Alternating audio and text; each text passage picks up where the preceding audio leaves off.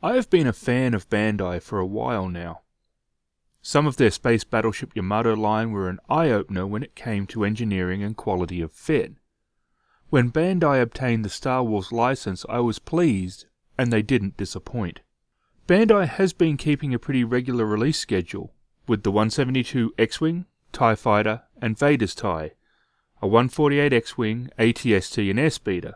In figures they have done Vader, R5-D4, R2-D2, C-3PO, Stormtrooper, and the Desert Sand Stormtrooper. This Stormtrooper was a joy to build. It gave me no problems with how it went together, and the only thing that was a problem was to get the posability into the figure meant that there were ball joints at the ankles, elbows and knees. It took a decent amount of putty and sanding to hide them. I have always liked Stormtroopers and how they look. I liked their military aspect and didn't want to make a trooper who can't hit anything and who doesn't look like a seasoned veteran.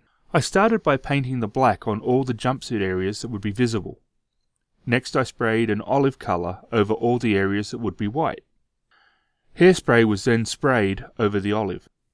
From there I used a bright white for the armour, and any bright white would do, just don't use an off-white like bleach bone. Once dry and using a toothbrush and rubbing alcohol, I wore away areas of the armour where I wanted it to show wear and tear. Then I used some MIG pigment to add dirt to his boots and a light dusting here and there, and he was finished with a spray of Tester's matte varnish to help protect the paint. The base in this kit is a smooth square and it comes without detail. I decided to add grass and dirt to give it some life, and with that the figure was completed.